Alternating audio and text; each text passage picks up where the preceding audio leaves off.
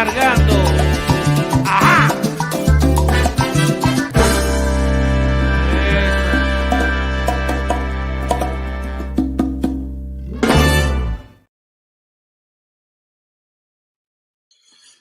Good evening, everyone.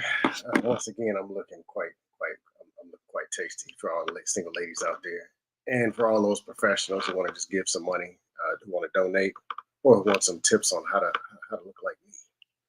Oh, I'm here, and this is gonna be a nice little show. Trying to keep it positive, trying to keep it influential. Today's topic is mastering the interview. Let's be real. Of course, it's good to have a business, make the big money, be an investor, but even still, you got to look clean, you got to communicate, and you're going to have to talk to someone of higher influence than you. But for most of us, we are employed and we have jobs and we want better jobs, or there was a time where we didn't have one and we wanted a job. Therefore, you're going to have to interview and you're going to have to do a good job if you want a good job. So I brought a few professionals. They're not as good looking as I am, but some are a little bit more professional, a bit more experience. But I have been a supervisor before. I've resumes, I've done interviews. I've been on both sides. I've also been in those talks where, hey, what do you think about Tony? What do you think about this one? Well, I didn't. So we're going to talk about a little bit of that stuff and give you some pointers. And this is something that you should like, share, review, go over, because one day you're going to want some more money. Let's be real. And this might help you out. Bring it to the stage, all the way from Indiana, professional brother, experienced in from HR to hiring to staffing to firing to firing some more people and some more HR and some more professional stuff. Let's bring up Easy Money Jones. Easy Money Jones, how you feeling out there? What's going on? I'm fantastic this evening. Good evening, Scam. Thank you for having me. Good evening, everybody in the chat and watching from the clouds. Happy to be here. Cool. Thanks for coming up. And another professional, y'all seen him before. Actually serves as a professional mentor. Salute to him. Married, children, more professional. Has hired, has mentored other professionals, hired and mentored more professionals, all the way from, at least lives in Northern Virginia, DC, somewhere in that area that I can't stand. Sophisticated jerk. What's going on, man? You need to come on back. Say what? I said you need to come on back to the DC area. No, I'm just messing with you. I know you said we could pay you to come back, huh? I can't do it. Now, I will say this. As far as African-American professionals, great place. There's a lot of young professionals doing some great things out there. Atlanta too, but it's a lot of shade. They're more shady down there. But yeah.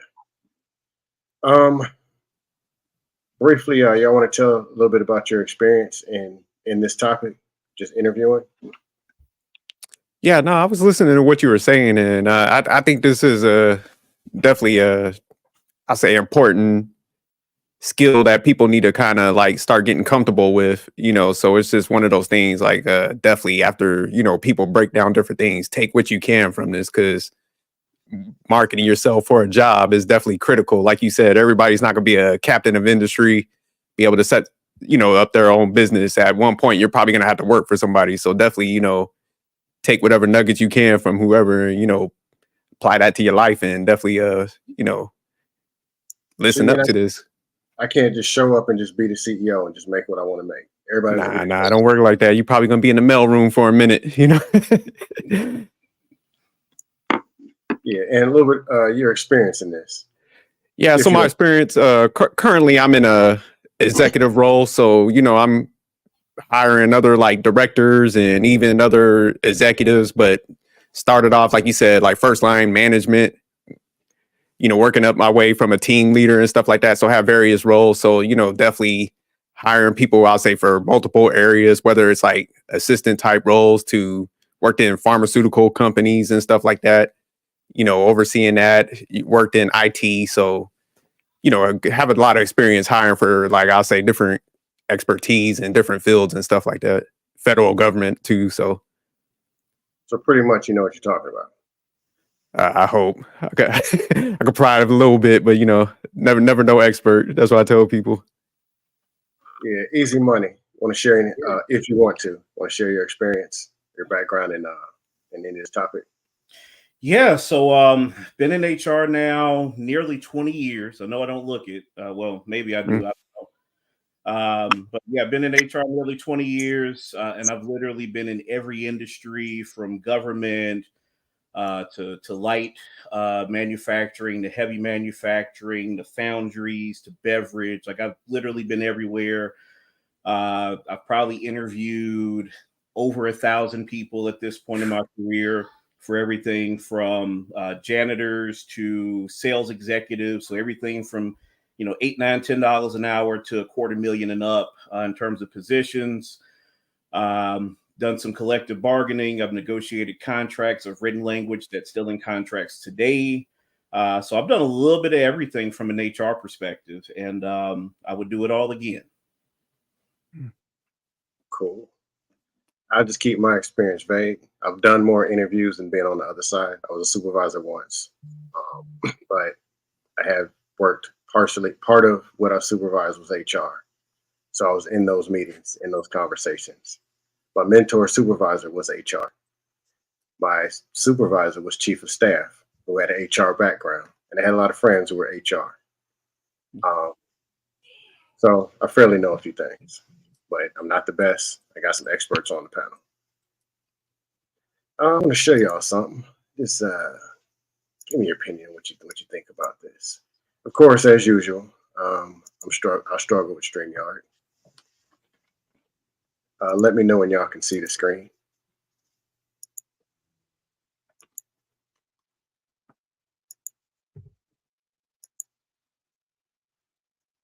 And I think I got to mute y'all. Well, y'all can mute up. Y'all can see my screen? Yep.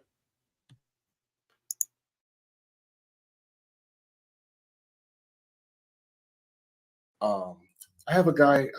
Do we have any applicants in the back for our head of security position? If so, you can go ahead and pull them up. Hey, how's it going? Hey, sir. Oh, hello. Hey, Mandrell 211. Oh, I know exactly who you are. And actually, I reviewed your resume, and I had I'm very interested. Just tell me a little bit about yourself and your experience, sir. You got my resume? Yes, I do, sir. You got everything you need, don't you? Yes, I do, sir. I won't waste time telling you anything about myself. You know everything you need to know. Okay, so, sir, if I get this correct, you served in the U.S. military. I did.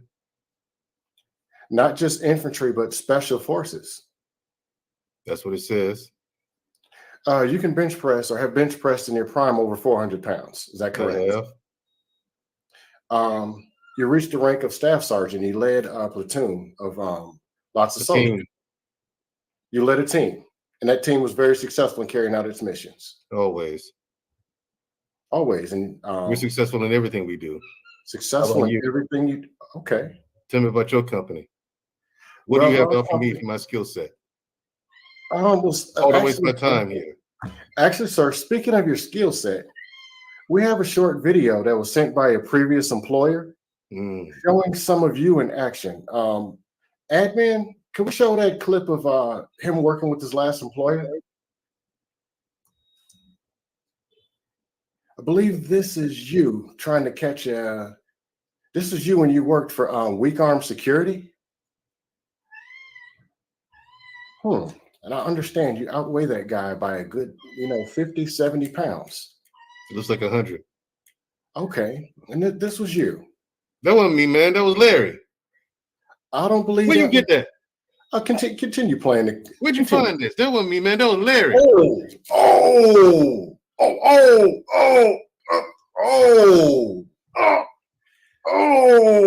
way that was me.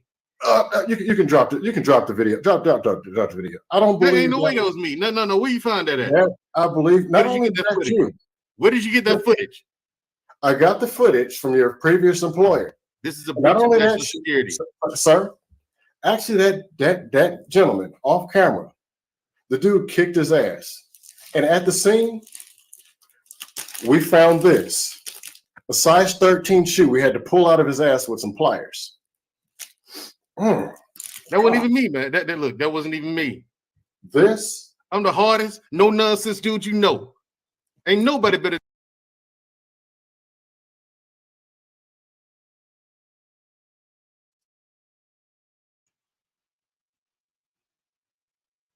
Man, got that work in that video, huh? Yeah, it doesn't look like.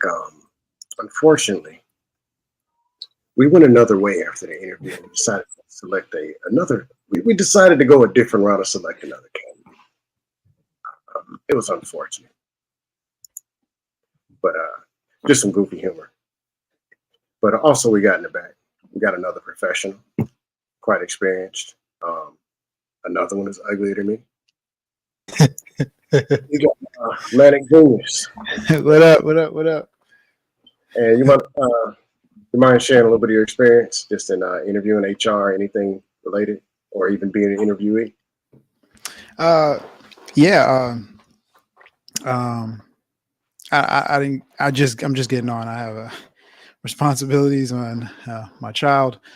So pardon my tardiness. Just interviewing in general. One of the things, I don't know, you guys may have covered it or not. When you're being interviewed, you have to look at it from the perspective of a lot of people hire people who they want to work with and who they can not necessarily be friends with, but who they wouldn't mind working with. So whenever you're in an interview, you should always be upfront of what your expectations are, but don't let that overshadow an opportunity, especially if it's something that you really want.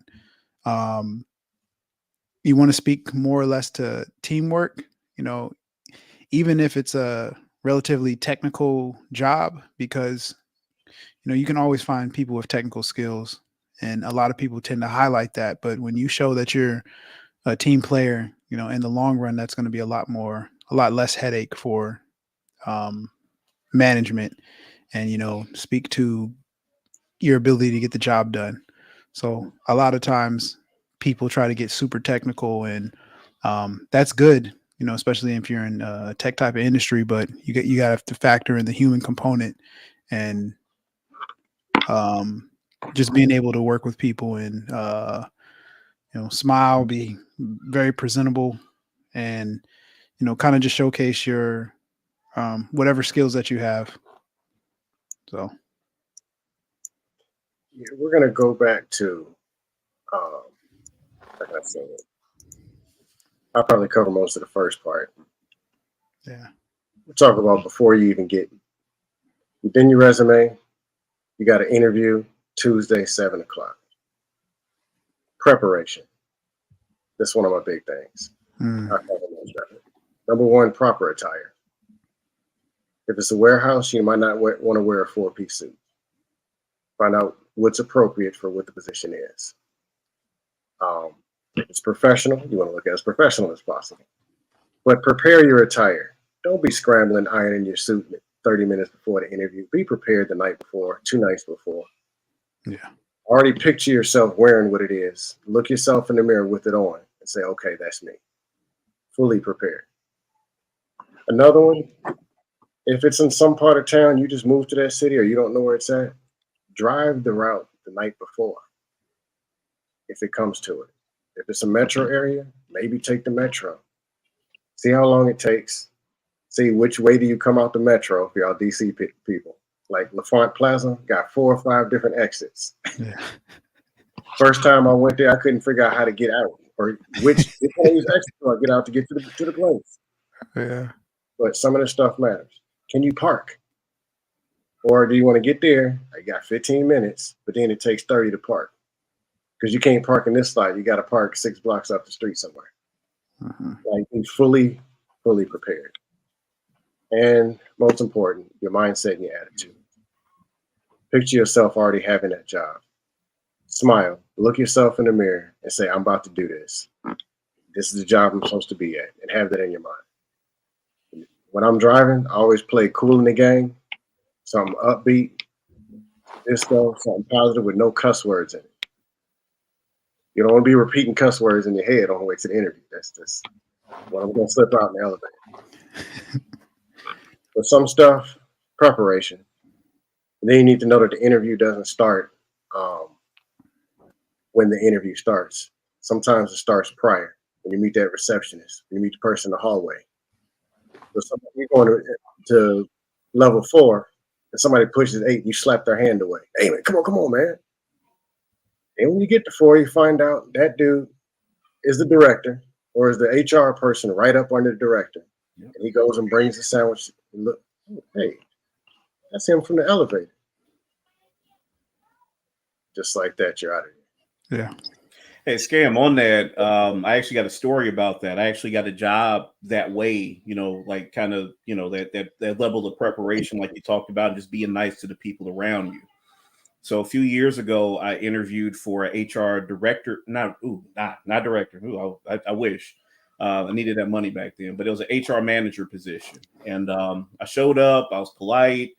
I met the receptionist, and I don't take much of anything serious. So I walked up to the receptionist after I said good morning. I walked back up to the desk. I said, "Hey, can you help? Is my tie straight? Like, do I look good? Like, not in like a look good, And she just started cracking up, man. This old white lady, man. She loved it. And then I went and sat back down, and there was another person next to me who was actually interviewing for the same job. And to kind of kill the tension in the air, I said, "Look, either me and you are going to get this job.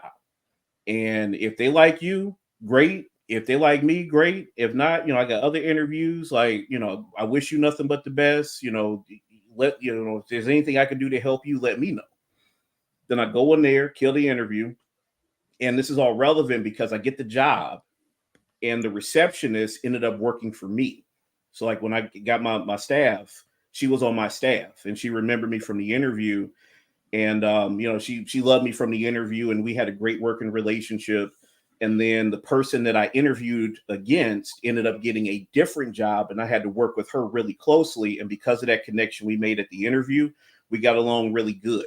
So to that point, Scam, you hit it right on the head. Like you're not just interviewing with the people in the room, you're interviewing with everybody you interact with. And, I'll even say that, from some other experiences, I've gone to the receptionist and be like, "Hey, what you think of this guy or this gal? Like, did they speak to you? Were they kind? Were they polite? Were they on time?" And not saying that was like the determining factor, but it was definitely a factor that we discussed as a broader group in terms of how they treated the people that they came in contact with. So that is you hit that around the head, Scam. You got to be able to be polite to everybody you meet because you don't know who you're talking to. Yeah, and if y'all don't mind if I jump in, I like the fact that y'all brought that out, and I like the story that Easy Money presented because I definitely I didn't pick up people because of that. Because like you said, I circle back to the receptionist when they're bringing them up there. I'm like, "Hey, were they awkward? Oh yeah, they really would have talked. They weren't personable." I'm like, "Get them out of there," because like you said, that's important. Because like when you come up in that elevator, you should be talk about the weather, whatever. You see anybody wearing some sports memorabilia, you should be able to know how to interact, treat everybody with respect. So you see they lacking in them areas up front, then a lot of times people will be like, because I think now, and I think Manic was touching on it a little bit, people want people that could come and integrate into their culture, environment, and stuff like that. So a lot of times you do get people that have a lot of those technical skills, but they don't know how to interact with each other. So people are kind of getting smarter, using different tactics, like you mentioned. But before that, I love the logistics when you broke down, especially when you get into a city that, you're taking metro and stuff, because people don't use that. They don't time it properly. Like you said, to park it. So, you definitely been up in the DC area. So yeah, you got to map that out. Like you said, the night before, travel that a couple of times. So that way, like you were saying, your mind is at peace when you're going to that interview that morning. You're not worrying about like, "Oh man, I didn't plan for this. I didn't plan for that." You could go in there, you should have your questions in your mind. You should be forecasting those so that you could go in there with a clear mindset. So I liked what you was breaking down, Desto. That was good information. I'm going to get to the question part too. Like, yeah. What you got, Manny?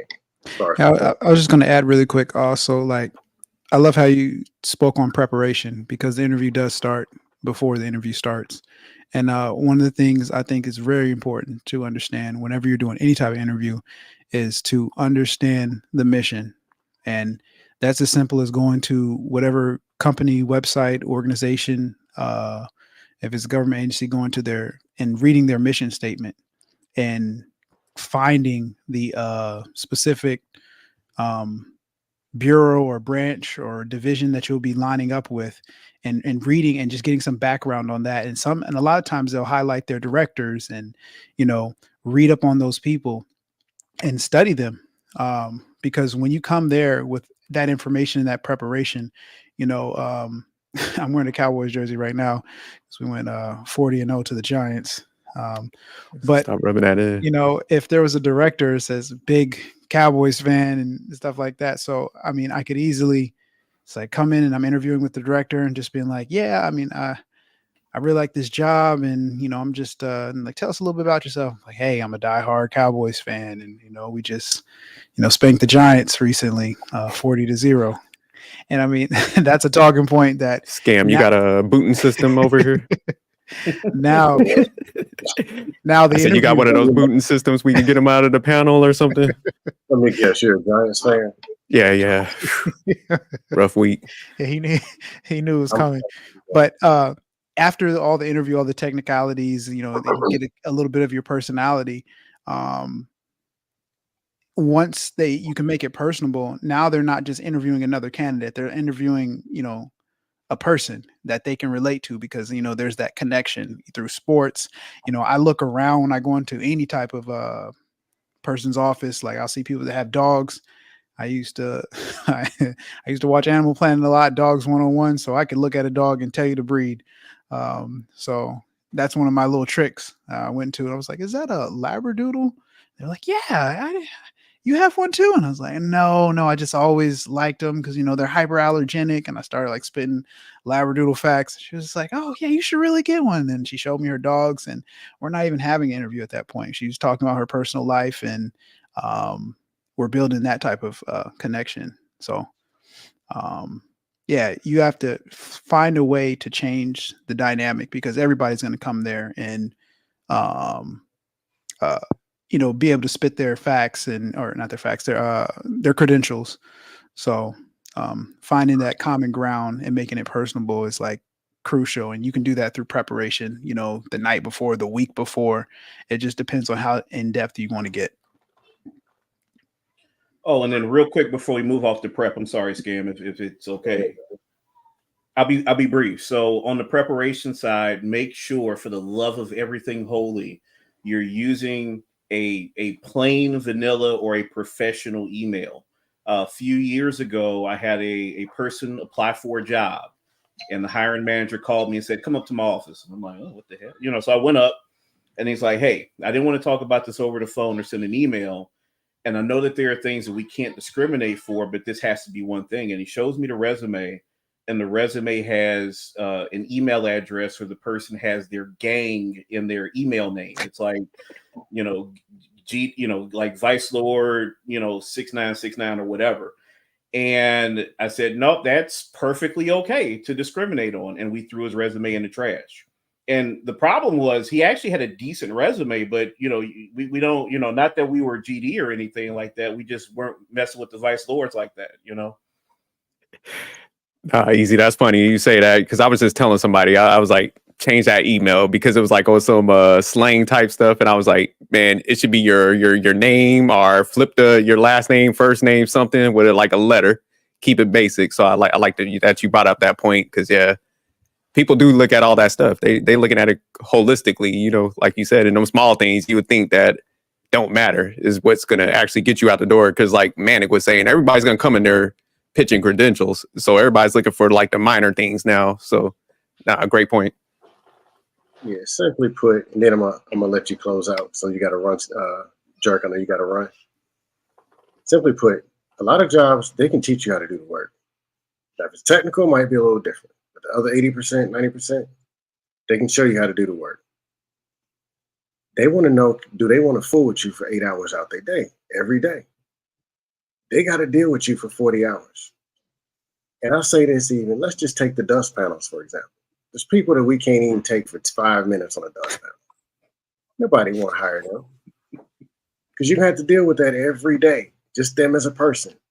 Some people would rather have a person they like and do have to work for them than have a dusty, crusty, aggravating every nerve that they got. But any closing remarks before you roll out, Jerk? No, I just think, man, this is a important topic. I'm glad you're covering that, man. I wish I could stay longer and stuff. So I'm gonna definitely, move some things around to start jumping on the panels. But like you said, I mean, that was an important point too, where even me as a hiring manager now, I tell all our staff, I'm like, look, we could sacrifice technical skills because, like you said, we'll train them up. Like, give me somebody with some personality because, like you said, we're there 8 hours a day, and you do it across the week, 40 hours. That's where you spend the most of your time with these individuals at your job. So, it's important because some people bring their problems to work, and the amount of effort it costs. I know Easy Money could definitely tell you about this from the HR perspective. The amount of time it takes to get somebody out, especially like in government, when there's like layers of paperwork, you're looking at collective bargaining. Man, that's a job within itself. So yeah, people are being very cautious. Like personality, they're going to like interview styles where it's behavioral. They're trying to do scenario based questioning. So that's kind of like the new way we've been dealing with. I hate I'm jumping the gun, but yeah, we definitely. Just you can, and if you want, What's going on, Just Jay? Yeah, you can steal this topic and recycle it if you want over there on your show. And we'll have to bring you over there in Easy Money. We'll jump back on this, but I'm gonna be listening in. And if we end early on our recording, man, we'll come back over here because I had a great topic. So thanks again, Dusto, Scam, and nice meeting you, Easy Money. Same. Yeah, nice meeting you. Link in the channel also. All right. Yeah, Sophisticated and Manic Genius. Drop the link in the chat. Yeah. Two solid dudes, great show, good people. Yeah, we'll be back. Hopefully, rock with them for real. Yeah. All right, see y'all around. Easy Money Jones. And then there were two. You said you interviewed like 1,000 people, and people in the chat. Later on, I am going to drop the link, and mainly if you got questions, and I'll tell you the truth. And I know Easy Money is probably going to tell you the truth, not what you want to hear. So we'll do a Q&A. I'll just bring this up, and then I'm going to go to the next topic. It's practice questions. Do not fall for the sucker question. Easy Money, you know what the sucker question is? You know what it is? Tell me about your weaknesses. No, it's the worst one than that. Uh-oh.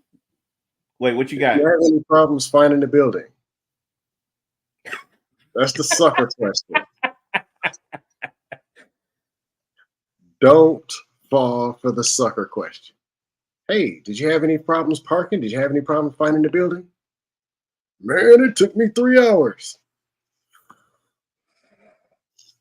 Yeah, if you can't figure out the parking, you can't figure out the job.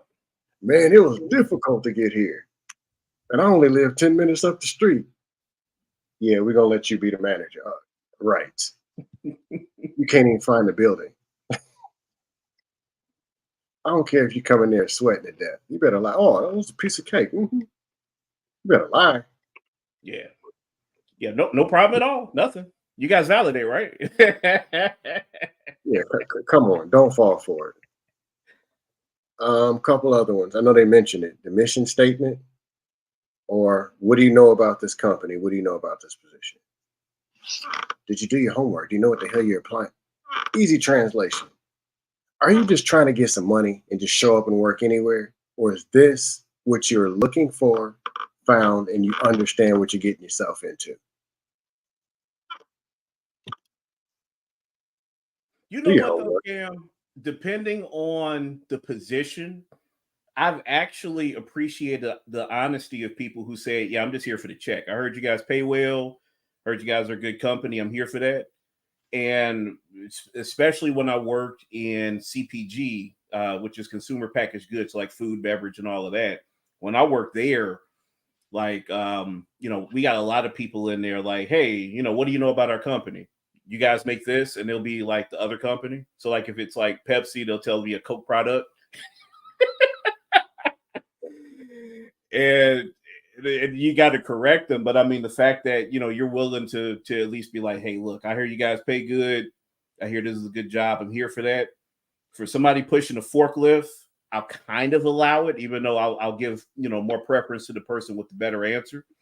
But if I'm interviewing you for like a marketing manager position and you hit me with that, no, whoa, wait. Anton, what are you doing? Yeah. Yeah, axed is the right word because you're gonna get axed. You get escorted right out the back door by security, Oh yeah, we calling the police. unless it's a red pill advisor or something. Nah, nah. There's a way to have certain conversations. There's a way to tell the truth. Hey, I'm money motivated. Hey, I'm looking for this. It's close to home. It's convenient. It's this because this is what fits my life. There's a way to have it, Yep. but there's a way not to say stuff also.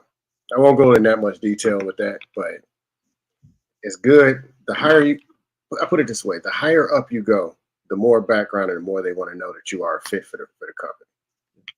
Or if it's something city, state, or federal, they can't get rid of you like that.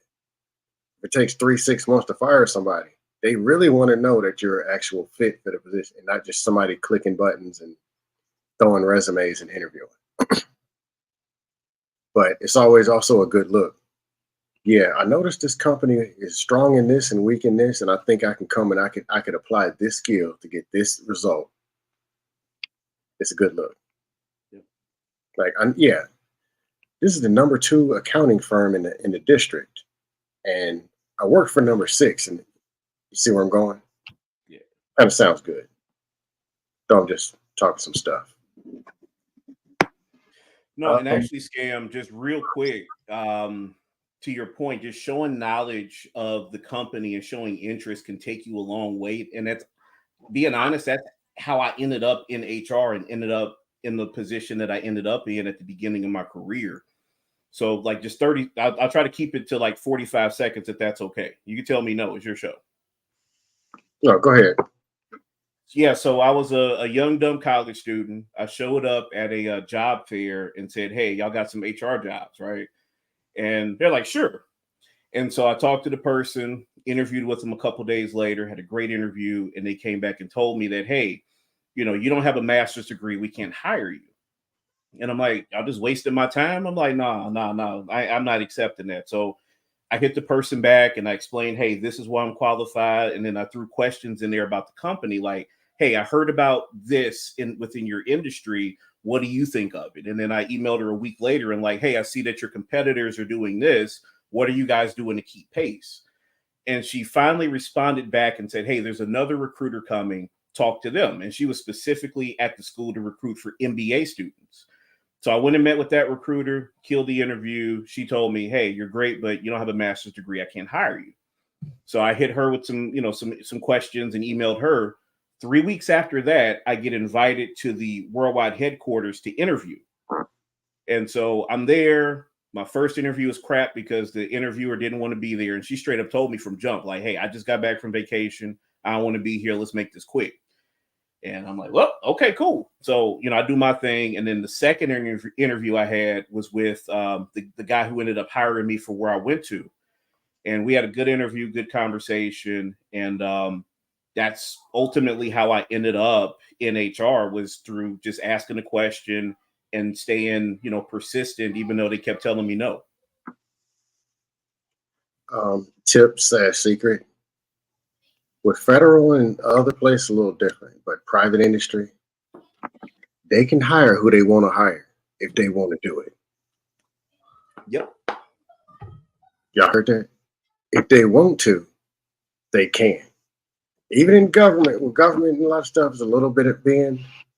But if you meet the basic whatever, and you don't know nothing, but you just made the list and that's it, they can hire who they want to hire. I'll leave it at that. Figure the rest out on your own. Other questions.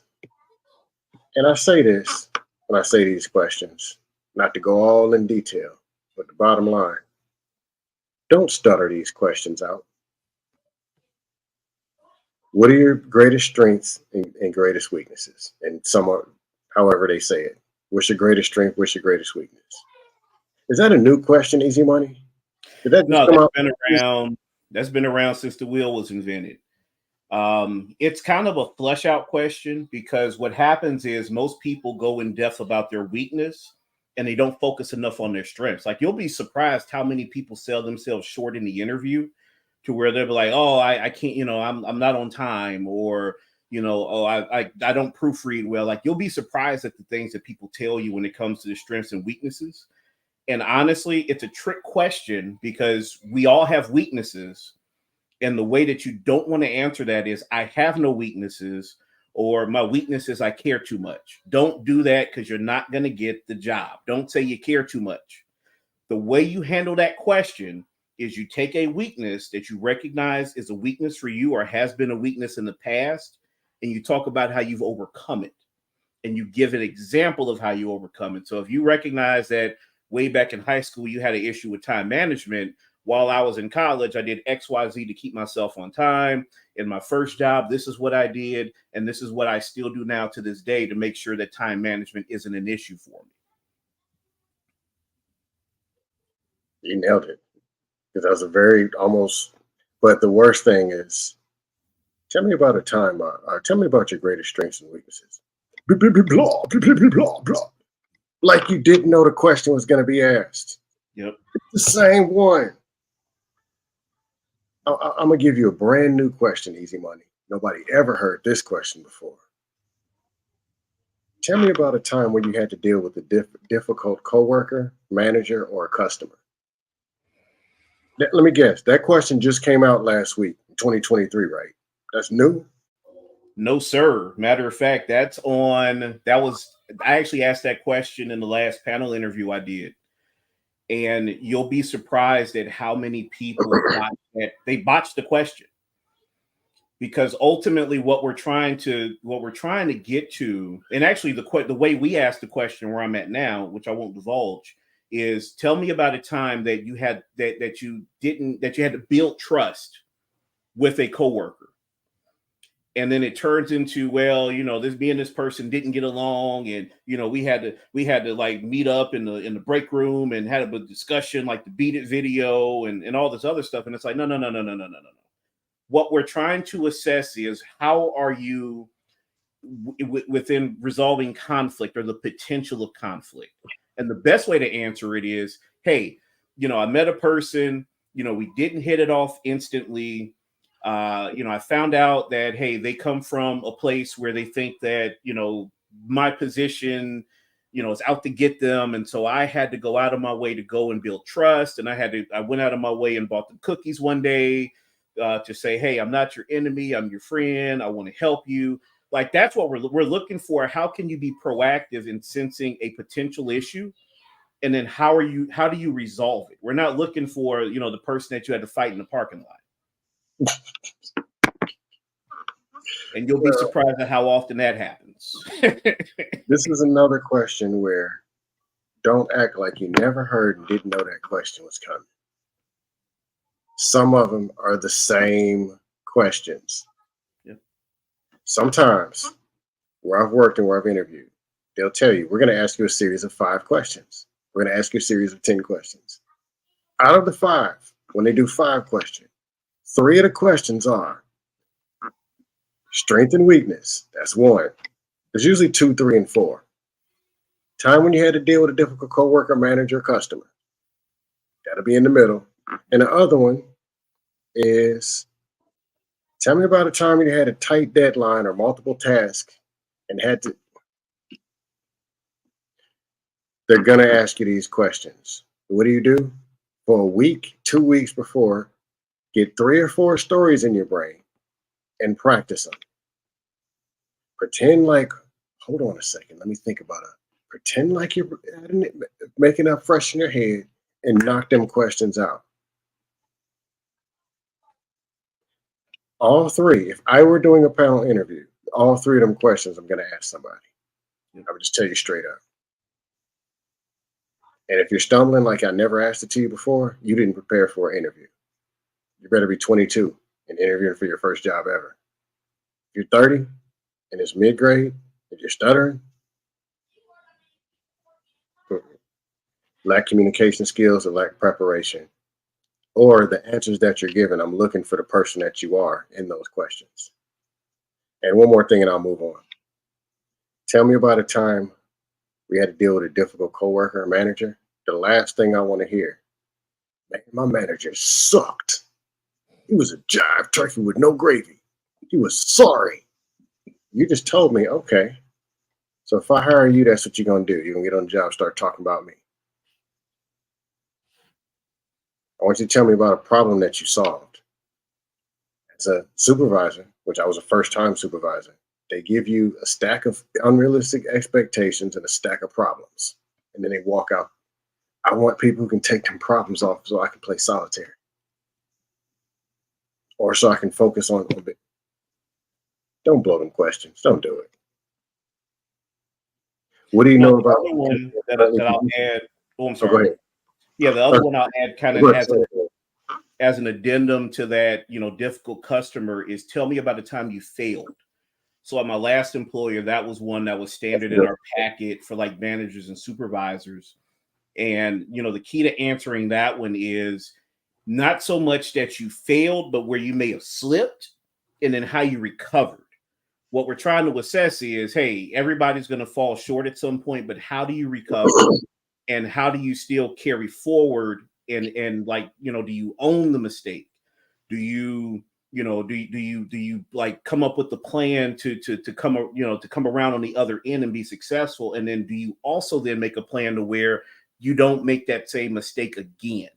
Like those are going to be the people that actually stand out and get the job. If you can answer those three parts of that question, what the issue was, the fix, and then how you put yourself in a position where that won't happen again. I've actually admittingly told stories of where I failed in interviews and told them where I failed and what I would do different if in that situation, what I learned from the situation, how I worked on the communication skills, leadership, or whatever skills to not be in that situation again. I've told those stories. People want to see people who are willing to grow, willing to, with y'all's favorite word in these YouTube spaces, accountability. But indirectly, everything that you say, they're looking to see who you are. It's more about who you are than what you can do. Because who you are is going to tell them more of what you can do based on who they are and with leadership and management with system they already have in place. But I'll say it again. They want to hire the person that they want to deal with every day. You can be technicaled out. There's people, y'all hear me on these panels, teched out super geniuses. Attitude's horrible. You don't even want to talk to them on these panels. Imagine working 8 hours with that. Negators. People who just overtalk and talk and keep talking. They don't listen. You don't want that. They know everything. Or they don't know anything. Or they make excuses. No. Don't nobody want that. I dropped a link. We'll cover a couple more things and y'all can come up. Questions. Got an HR superhero over here. I'm just a jive turkey, but I'm a decent interviewer. But I have seen how this stuff works and I've been in the conversations. The other thing that I'll kind of, if it's all right, I'll kind of jump in with is build up your network. Like your network will take you further than any skill, than any degree, than any certification. Build your network. The job I have now, I got because of another coworker that I worked with, thought very highly of me. We were in the trenches together. She moved on and got another job. And then a couple years later, she's like, hey, we got openings over here. You need to join me here because you're good at what you do. I saw a graphic back in 2009 that said that 60% of jobs are gotten through networking. And, I'm telling you, your network is your net worth. I've seen people who knew somebody who was a neighbor or somebody's nephew get $100,000 a year jobs simply because they knew the right people. So your network is truly your net worth. Oh yeah, y'all hit the like button if you're in the chat. We're giving some good gems. I mean, you can also send some cash apps. I mean, you could buy a new tie or something, but you can at least hit the like button. We're trying to change y'all's bank accounts. And in Mills, I'm gonna get to your question. What do we have here? all the way from Professionalville on Professional Avenue. Another person who works in HR, she fired 16 people today. She had a triple-double. 16 people fired, 3 suspended, and 4 sent home on some kind of fake leave. Welcome to the show, Queen Smiley. How you doing? How long you been listening? Good evening. I just tuned in. I thought it started at 7. So, Oh, 7 my time. Yeah, I'm East Coast time. I thought I put EST up there. My apology. good evening, everybody. Hello. Well, good Welcome. afternoon. Welcome to a show that I'm an hour late from. No, you're good. We work with you where you are. Actually, you can answer this question right here. Interview. Emil says, how do you answer this question? Tell me about yourself. So I don't know what all I've missed thus far. And again, I apologize. I did not pay attention that it was East Coast time. But typically, anytime you're approached with this question, how do you tell me about yourself or tell me something about yourself? You basically give just a summary of your resume. Most oftentimes than not, they're not asking, do you like cats or dogs? That's not what this question is pertaining to. Tell me about yourself. What are your strengths, your weaknesses you have to offer to the position? And so you answer the question from that perspective. So if someone to say, hey, tell me about yourself. Hey, I'm Queen Smiley. My employment background looks like this. Some of the things that I find attractive in this environment or this particular realm of employment are these things. Here's some strengths I can offer to this role. And I just found your particular website or your company interesting because it fits me this way. And so that's how you can answer that particular question. Good answer. Me personally, I try to find one thing that's outside the box because I want to say one thing that makes people smile or makes people laugh. Sports is an easy one. Giants just got blew out. I might crack a light joke. I'm not gonna say, "Y'all got blew out." No, but I might say something sports related. How much I love sports. Something positive, then tie it into something. Connect myself to the job. Or if I see somebody super in shape or something, or eating a salad or something, whatever they might talk about in the lobby, or something I see on the wall, mention something about it, just kind of lighten the mood. But preferably, I'm going to find something that's funny or something they can respond with that's outside, meaning, hey, I got a personality and I'm a person you want to work with as a person. Then I'm going to link it to maybe military, college, this, I'm successful, this, I'm looking to grow, whatever. Easy money. No, very much like you, Scam, because typically, being on the other side of it, you're talking to easily 10 to 20 people per opening. And so I want to be able to stand out when I'm on the interviewee side. And so to your point, I'll start off with something like, hey, I'm Easy Money Jones, double degreed, certified, tortured White Sox fan who's been in HR for X number of years in this industry. I'm also a Capricorn who likes long walks on the beach or something, something to stand out. But then I do also keep it professional with, some of my accomplishments. So something funny in the highlight reel.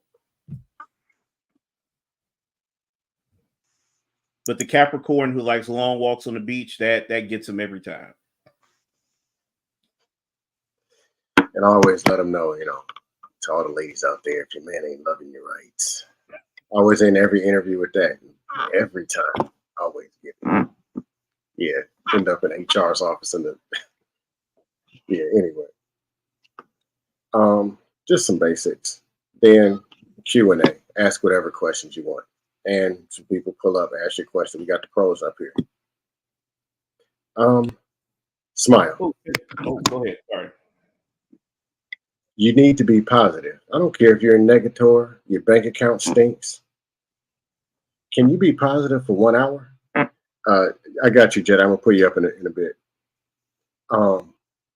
Be positive from the time you get there to the time you leave.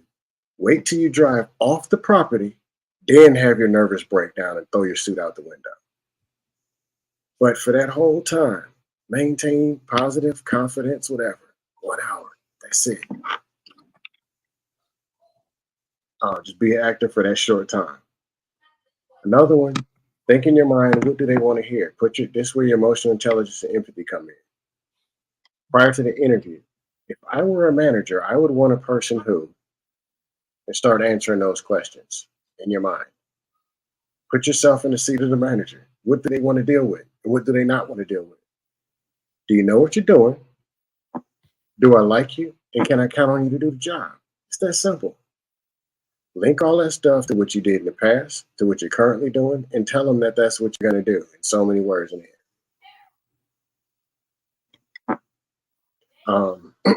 It does, though. If you don't mind me interjecting just a bit, and again, you may have already spoke on this, but do your research prior to going to any interview. And so, have y'all already discussed that? Because I don't want to reiterate that. Yeah, we brought it up. Like, you don't want to get there.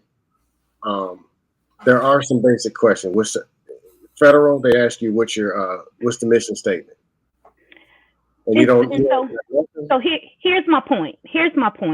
And what you want to do is do your research before you go. Know the position in which you're applying for. Know the company in which you're applying for. Know some of their successes that you can see, because you can study the website. Study the website. If it's a company that's super large and they got several departments within it, most companies have departmental pages as well. So you can drill down almost to the team in which you're applying and start researching those individuals just to see what do they have to offer me as well as me to offer them. What some companies like to see is somebody who actually know what they're talking about.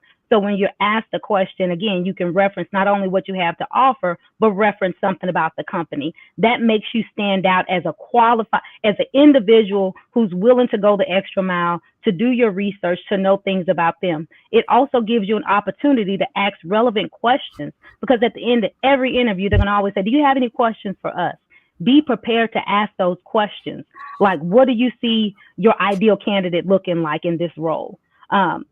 Tell me some challenges y'all are facing. You know, you have this vacancy. What is the importance of this role in your team, right? How do you see me succeeding? What do you expect from me in the first 30 days, 60 days, 90 days, if I take this employment opportunity? So do your research so you know exactly what you're going into. And I also encourage you to do that, because if they're asking you questions that's not pertaining to the actual position, that's a red flag in itself. That shows you that the manager don't even know what the hell the person doing, right? The questions that they're asking you have to be relevant to the job. If you go to an interview and the only questions they ask you is, oh, tell me about yourself. What are your strengths? What are your weaknesses? If you ever found yourself in a situation where there's conflict, how do you process that? None of that is about the actual position that you're about to take, right? Those are red flags as well when you're on an interview. So look at it from both sides. Like you say, put yourself in the manager's shoes, but also know exactly what you're going into when you're going for an interview. Yeah, y'all notice Queen Smiley missed the first part when I beat y'all with a brick about them questions. Y'all notice she came and said the same 3 questions, the same ones. Those are basic generic ones. Here's in answering those, I encourage y'all, if you answer those questions, answer the question and give an example. Don't give a whole lot of lagniappe, right? On extra stuff. Don't go down a rabbit hole answering a whole lot of. If they ask you your strength, give them a quick strength. One of my strengths is I'm detail oriented, but that's also a weakness of mine too, because sometimes I spend too much time on the details when I can get a project completed. So you can take advantage of having that as a strength and as a weakness, right? Because I'm so detail oriented, I can give you a nice product, but that product may also delay me because I want to be perfect in my details that I present. And so be able to answer that question. Don't say, that was this time. Well, one time I went down so and so and so, and I got, well, what was I supposed to be? What was your question again? Don't get so caught up in the nitty gritty or the overly explaining yourself so you lose sight of the actual question. Answer the question that you're asked. And to kind of add on to what Queen Smiley said there, line. it's perfectly okay to ask after you answer the question, hey, did that answer your question? Did I provide enough detail? Is there a different example that you would like? Like those are things that help show self-awareness in the interview. And 98% of people are not going to ask those questions, and it'll help you stand out. Yeah, last thing, and I'm gonna get to you, Jedi Mike. Do your own research, do your own practice. This is the most common. STAR. Situation, task, action, result. Tell me about a time when you had to deal with a jive turkey customer, or you had to deal with a manager that just couldn't do his damn job. Well, there was this situation where I had manager Smith, and he couldn't do his damn job. He assigned me with this task of cleaning out the mailroom with a brick. So I took the action of showing up early, stacking the bricks, cleaning it with a mop, a toothbrush. And the result was we got it finished 30 minutes earlier, and all of management was pleased. And then they were able to incorporate what it was that I was doing. And actually, the manager was able to take off the time that he needed to go see and chase his kids and go get strippers in Vegas. Situation. What it was. What did you do? No, the situation as a whole, then the task specific, break it down. Then the action you took, and then what was the result? This is very common. Do your own research on it. Welcome to the stage, Jedi Mike, a young professional. Some of us are kind of old. We've been in the game. We can quote this stuff off the back of our heads. New professional. First, congratulations on marriage. Congratulations on getting settled. Now it's time to take it to the next level. Are you ready? Yes, sir. Y'all think you're ready? Oh, no. Oh, we'll see. We'll see. The live button's still on, right? Yeah, I say we just chop it and get somebody else. Okay, cool. Just chop it. Yeah, what you got, Jedi? What you got on the topic? So I wanted to kind of get on here. I hope everyone on the panel having a good day. But the terms of the younger generation when it gets to into the professional scene, one thing is that very difficult in terms of communication, which I think you guys already discussed, but the one is about just terms of the language that we use in a business setting. When we don't know something, we keep saying, you know what I mean, you know what I'm saying, stuff like that. It instantly kind of disqualifies us because that's telling the person trying to interview us that they can't take us seriously. One thing too, I keep saying when it comes to an interview, especially when people a crucial time interviewing is getting out of college, because I experienced this about almost a year and a half ago. Definitely there's anxiety there, and everybody's going there for the same thing, trying to get a job, make a decent living. So it's like, how you distinct yourself from, thousands of people. Well, and the biggest thing then I keep telling people, regardless of their degree, it says, don't sell your degree, sell yourself. And the thing is that I took a graphic design and IT degree, and now I'm working as a project manager in construction. And from terms of like the basic income I would have gotten if I just sell my degree, I'm basically making higher than I would have if I just sold a piece of paper. Hey, I'm good with computers and I do graphic design and all that stuff like that. I can't let that, because who I am beyond that just piece of paper is greater than what I can fit on a piece of paper. So the only way they can know that is I communicate it by my actions. But and I think again, the people when they're asking difficult situations, you got to be flexible. You have to understand that everyone has dealt with a bad customer, but these like in every type of business, there's like 3 P's. There's people, process, and profit, right? Things like you can people, process, and product. Excuse me. The process is how you actually able to be efficient in that company to produce whatever that product. The product, if it's not selling, you gotta change it. You can't change people, and that's just only one of the essential things in the business that people don't understand. That's something that you really can't buy other than just building your character. So, but again, when it comes to folks in young generation, especially them going out of college, again, don't sell your degree, sell yourself. Yeah, truthfully. Go ahead, Queen Smiley. Go ahead.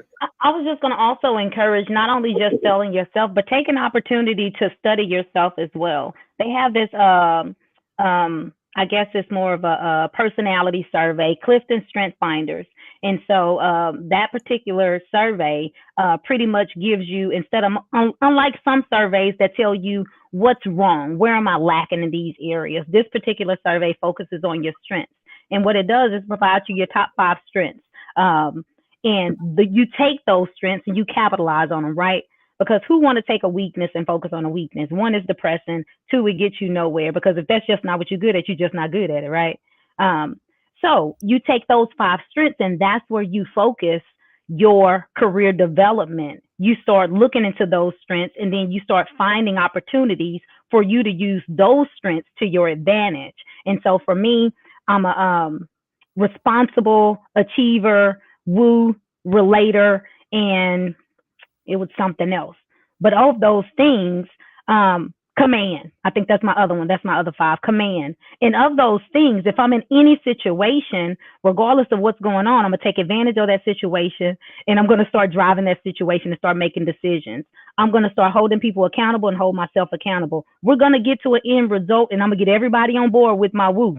Right. And so I take those strengths in every situation that I go into, and I capitalize on how strong am I in those settings.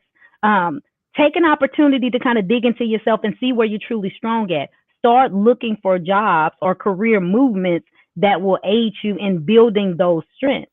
Right. I know somebody said in the chat, I'm not good at something. What it was, I'm not good at staying on task or answering a question or whatever the case may be. If you know that's not it, don't go into a super serious interview when you know you're going to struggle at staying on task and answering those questions until you practice. That practice makes perfect. And that's where you take advantage of those situations. But until then, find yourself an opportunity where you can grow in what you're truly strong at. Yeah, and also I think even the personality, be honest too. It's like, I think for me is that there's I don't know, you guys discussed about people making phony resumes and or lying during an interview. I don't know if you guys touched that subject, but there's a thing where you just gotta be honest. Where, listen, like, I'm not at a position of being a Fortune manager of Fortune 500 company and everything like that, and that I basically had several businesses and I have all this stuff. You don't have this long track record. Just be honest. Everybody has to start somewhere. But the thing is that you can escape that in terms of how long you want to get to the next level by your character, by your actions. Like, I'm in the position where I'm an assistant project manager. I have a project manager who's above me. There's like, and I'll be transparent. There's situations where I can only do so much, but my project manager, he has the authority to do, and he's not doing it, at least in a timely manner.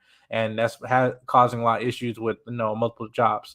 But I've been told by like my superintendent and other people, like, listen, I'm just trying to do everything I can so I can help my project manager be the best, right?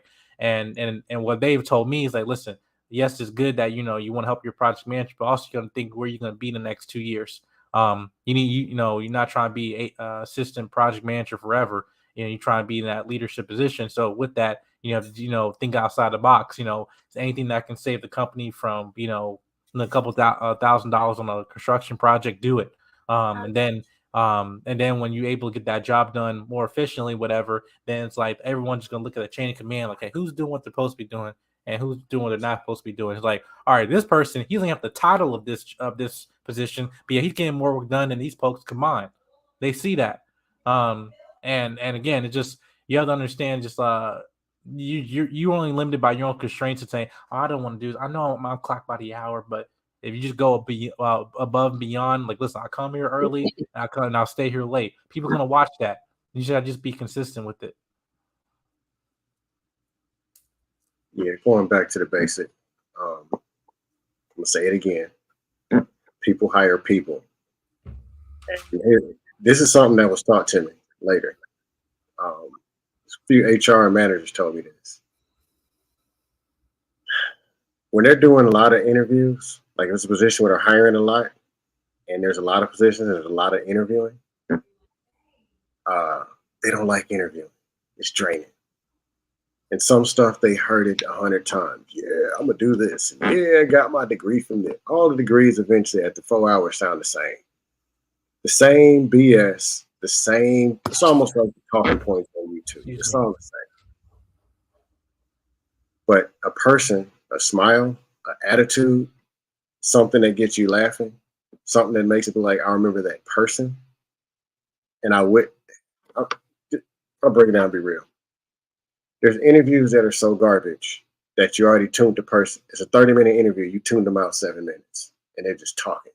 They don't even know you're already thinking about lunch. But there's some people within the first 30 seconds, first 3 minutes already got employed. They're just like, man, don't say nothing stupid because they want to hire you so bad. It'd be like that. Or they look at the resume or whatever. Okay, all this person got to do is not mess it up. Then they come with a good attitude, whatever. Just don't screw it up. It'd be like that. But I did not know that for years, that they didn't like interviewing. They don't want you at the end of the interview ask 5 long, detailed questions about what the company did in 1883. Not all of them, and that's not the truth. They want to eat lunch. It depends on the role, Scam. It depends on the role. Yeah, all are different, but this is stuff that a lot of them told me. But when it's mid-grade position, hiring a lot of people, a lot of interviews, personality, and how well you prepare is what's going to set you apart. It's going to be you. But question, people in the chat, feel free to ask as many questions as possible. We got some pros up here ready to answer. I'm just the ugly dude, Dusty. I don't know about interviewing. I don't know nothing about that. They're going to keep asking you the same questions. I'm wrong, right? These are new questions. Tell me about a time you had to deal with a difficult employee. That's new. Actually, I do want to touch on something that we haven't gotten to yet, which is kind of like after the main part of the interview, and what are some things you can kind of do to have a strong close. And so, one, I think that as you begin to move up the career ladder, or even just a job ladder, you're going to want to tune in on certain things while you're talking to the panel, to kind of get hints of what it's going to be like working at that place. And I think I was going to call you Queen Sugar. I'm so sorry because I can't see the name because this comment is here. Queen Smiley. I'm so sorry. Kind of like what she was talking about, where you want to make sure that you're assessing this place to see if this is really where you want to work. Because like it's been said already, we spend, more time at work than with our families. And so a couple of red flags you want to listen for, high turnover. So if they're like, hey, you're going to be the 3rd person for this job in a year, we're a family, stay far away from those places because just like families, a lot of stuff happens and don't nobody talk about it. And if there's a lot of turnover in leadership, where I've had people who've interviewed me who were gone within like a month after hiring me. So those are 3 lookouts there. The other thing to kind of close strong is to really sell yourself when, they come to the why should we hire you, and just give them the highlight reel. Like, hey, you're going to miss out on all of this if you don't hire me.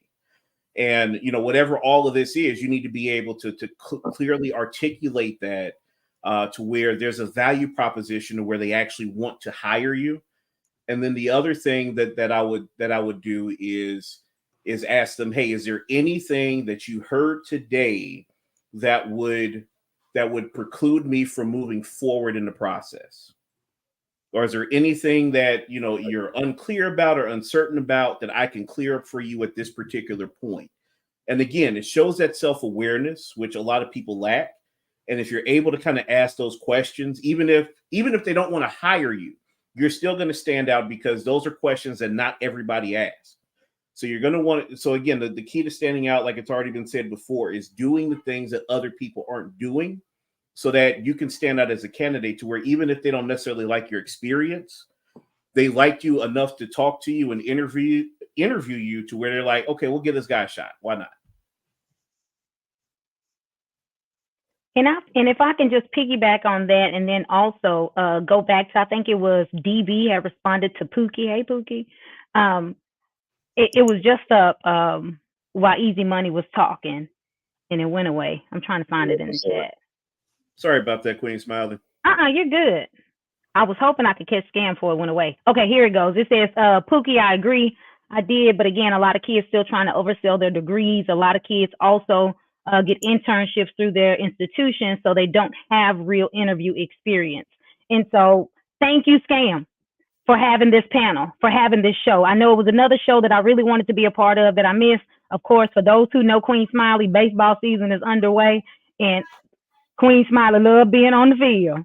Okay, do not remove any of that sarcasm. I truly do. That's why I do it. But anywho, so the reason why we have conversations like this is for this very reason. There are a ton of people who are out here that's overselling degrees. I'm an HR manager. I work for an institution, and time again, even people who have been in their careers for 20, 30 years, jumped out and then jumped back in, especially after COVID, right? They're coming back and they're saying, I have this degree, I have this many years of experience, I have X, Y, and Z, I overqualify for this position. And you meaning to tell me I can't get an administrative assistant position? One, baby, look how you responding to the, you didn't get an interview. You know, you didn't get an interview, and look how you respond. And just imagine if our customers, you know, respond to you in a way that you're not pleasing. Guess how? You're going to respond just like you're doing right now, right? And so some people need to go back to the basics in selling yourself, not that degree. I know institutions, this was well before COVID, I want to say maybe about in 2005 or something like that, they were reassessing the SAT and the ACT, saying, do people really need these to go into schools? I mean, to go into the workforce? Because here it is, you got these professional students who go into the career and have no experience whatsoever. And many managers are looking for somebody who not only can have the skills and the knowledge to do the job, but have real work experience. Managers are getting tired of waiting for people to catch up, especially after COVID, when so many people were lost in the workforce. Now you're playing catch up. So you have managers and just a few employees have been holding down the fort for far too long. But it's hard to get somebody with real life experience in these positions. So guess what? Know yourself, know what you have to offer into this role, not just a degree, because if you have a degree and no experience whatsoever, how can I get you trained? That's going to take us manpower to train you to do this role. So know how to sell yourself for somebody to have that opportunity to say, you know what, they look like they got the tenacity. They look like they got the know-how about themselves. They look like if I give them a problem, even if they don't know the answer, they're going to find a solution, and they're not going to be sitting at my door waiting on me to tell them how to get to that next thing, right? Because all people got some days is just book sense, right?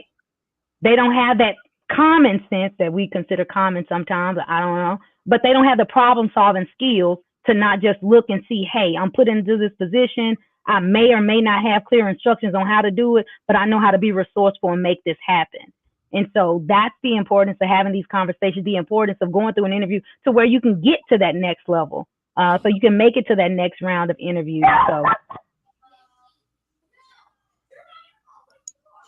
So question, Queen Smiley, actually all of you. What would you do if you're interviewing and you sense that you're overqualified, but you still want the position? How would you communicate that interview? This is wild what I'm throwing out there. Anybody want to go first? I mean, I can go first. I moved to Dallas, right? And I worked for Child Protective Services 13 years before moving to Dallas. And I initially wasn't going to work, not starting off, but I was like, okay, the kids are busy, everybody doing whatever. I need to find a job just to kind of hold me over, because I knew I either wanted to work at a university or I wanted to work at some type of hospital, some type of state institution. You know, I get used to my paid holidays off. Boy, I love it. And so that was one of the requirements. But in the meantime, in between time, I was like, let me just apply for something just to just to get out there and just, so I can learn the area a little better. And I've applied for this customer service position, knowing I was over 2 degrees. At the time, I had like 17 years of military experience. I had been a supervisor and all that. I'm like, let me just put myself out there just to get myself out here. And of course, I knew they looked at their resume. Ma'am. And I'm like, ma'am, I totally understand. Here's the situation that I'm in. I'm just new to the area. This is what I'm trying to do. This is what I'm hoping to do. And I'm just looking for an opportunity of employment just to get familiar with the area. And then, of course, earn some income while doing so. And so that's how I approached the situation, knowing exactly who I was, what I had to offer. And I'm like, in my past, yeah, I've done some customer service. I think right out of high school, I did Sonic. Love working at Sonic. But yeah, I mean, it's the best. Remember the roller skating days? I was on my skates and I was fun too. Couldn't tell me nothing. I know how to skate. I racked up tips. Anywho, but that's the reality of the situation. Put yourself out there and let them know exactly what you're looking for. Yeah, I think to answer that question, if you're overqualified, and I've actually had this come up where I just kind of told them, I said, hey, look, that just means that, okay, how did I say it? I was clever with it. I was basically telling them they're getting a discount. But ultimately, I was like, hey, I'm coming in with enough experience to really be able to kind of help you guys out to where, I've got, manager experience, I got mid-level experience, I got entry-level experience, and I've got, manufacturing experience. And ultimately, qualifications don't matter. It's all about the job. When I put pen to paper and accept this position, I'm going to do the best job possible and be able to move up quickly in this organization. They did not hire me, but I had a very strong showing for that interview. Yeah, let's give an example. I was a supervisor, and then I was applying for a promotion that was non-supervisory. And I'm interviewing with supervisors. A lot of supervisors don't want to hire prior supervisors because they might feel like they know too much, or they've been in that seat, or they're coming for your seat. Scam, if they knew you, they knew exactly what you was going to do. Come in there, trying to lead from where you are, being the boss, talking about what you know, how you know, and how that ain't incompetent people are. Come on. No, the way I approached it, hey, I've been in management before. I understand your position. I understand that.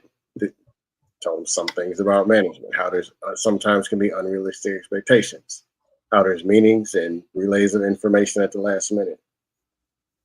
Since I've worked in that position, I understand where you're coming from. Therefore, I can come from this experience, that experience, and managerial experience. One, help a team, help relay messages, and take a level of even managerial stuff off your plate. But I'm also multitasking. I manage the chat and all this stuff. Mm-hmm. But sometimes if they think they smell manager, they can smell fear for that. You just got to see how they're talking in the interview. And if it's that, or they could be looking for somebody who wants to be the next manager because they want to get out of it. Then you tell them about your manager experience, how you might be looking to manage again. But you got to assess the situation and kind of assess the energy. Yeah, to your point, Dusto, I've been in that situation where I actually hired a manager. I have a manager I hired for my team right now. As a matter of fact, she wasn't even a manager. She was an assistant director in another area, and I hired her to be an individual contributor to my team. And guess what? In the interview, I had a one-on-one with her, even during the panel, because she met with my chief HR officer, my director, and I was like, look, here's what I'm needing from you. Let me be very candid, You're a manager right now, managing a team, or you're an assistant director, and that's exactly what I'm expecting from you. Do I have individual contributors on my team? Yes, but I hold everybody to a certain standard, and I set those expectations going in. So there are times, Dusto, where you will have supervisors who interview other supervisors just to be an individual contributor to a team. I got you coming, Jedi. And so being candid to say, hey, this is what we're looking for, and here's the expectation that's being set. I think that's important. But you're right. Do you have some supervisors who fear, oh, if we got somebody strong who's joining this team, they may be coming from my position. But I encourage y'all supervisors who are out there who are in fear of hiring somebody. Capitalize on those strengths. You're able to delegate tasks to those individuals to say, hey, welcome to the team. This is what I expect, and here's what I need you to pick up. Capitalize on that, and then build that career path for that individual. You ain't gonna be in that role forever. What's up, Chad? I might. I don't know if we ever talked about like interview in terms of negotiating salary. Not even after you having your position, so where you can, looking for a promotion, saying and basically stating your case of why I deserve a raise.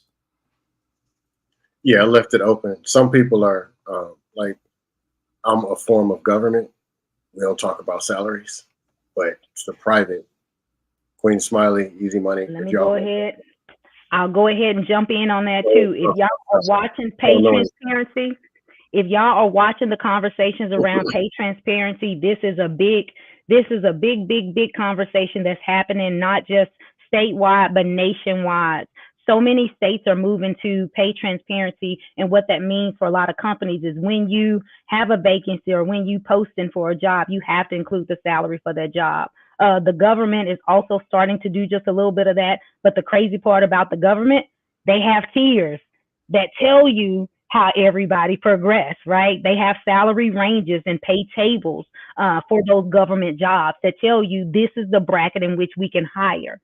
And so for those salary brackets, they have to stay within those ranges.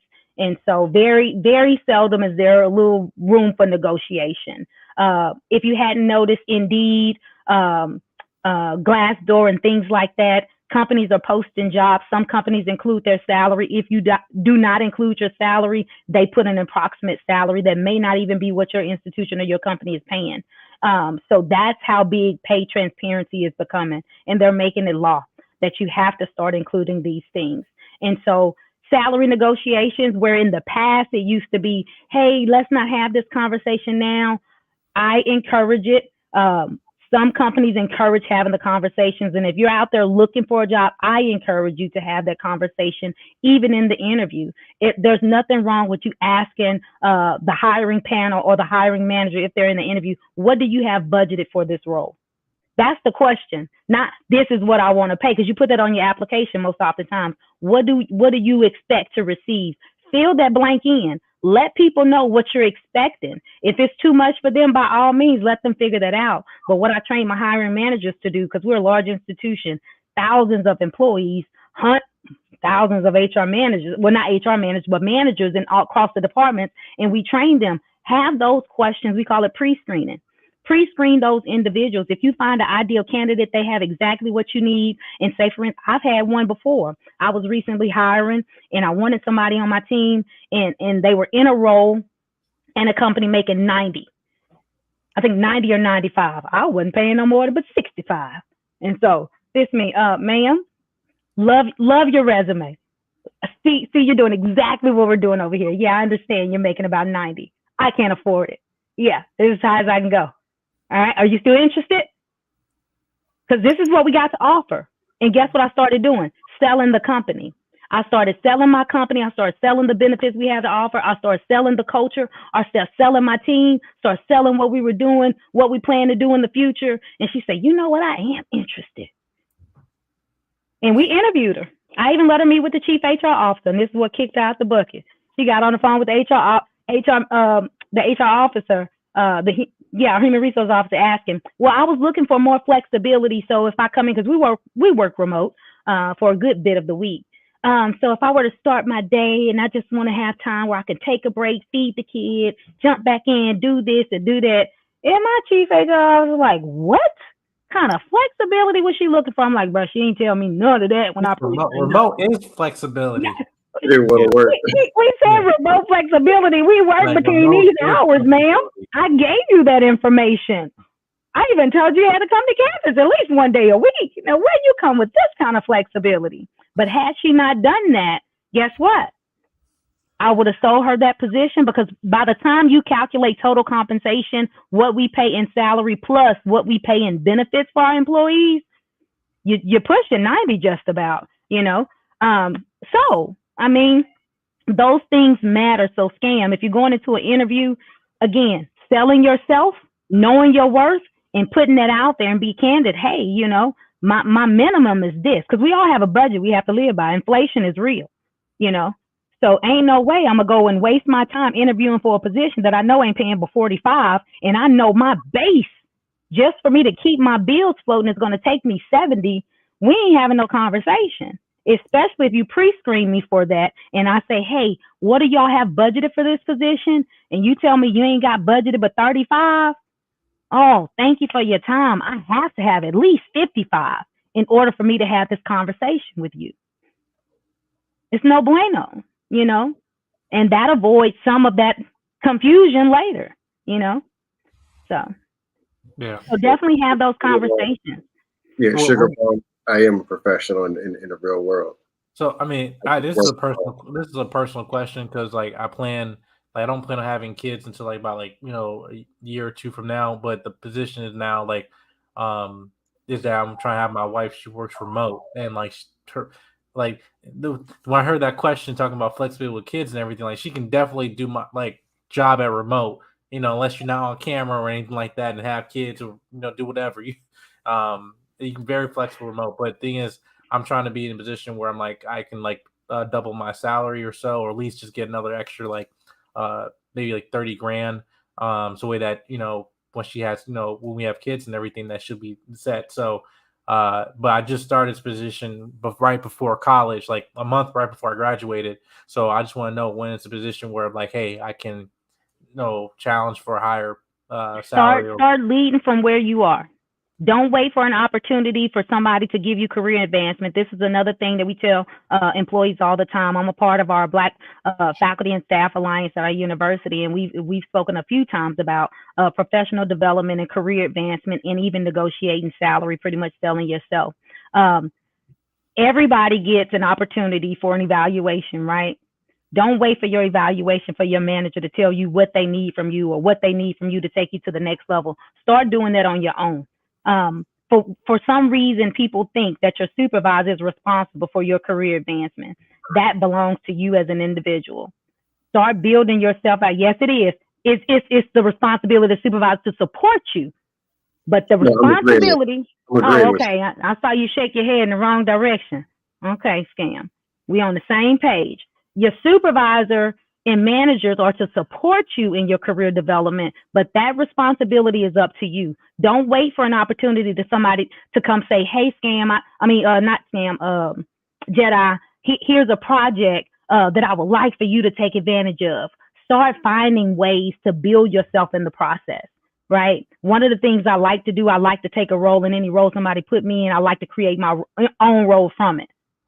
So I'm a fixer, an auditor by nature. So guess what? Anytime I'm in a position, I want to figure out what's wrong. That was one of the reasons why I came over to HR. I worked as an HR liaison in Louisiana. So coming to the institution I'm in now, I was in a department and I saw some issues that needed fixing. I knew I can drive some of those fixes. And so it's immediately when I was offered a position, guess what I did? I went in and started fixing some stuff. And so I started building things out to where they heavily relied on me to build some things out. And guess what I continue to do in the manager role? That very same thing. And then I also encourage my team to do that very same thing. Don't wait for me to tell you, find a solution for this.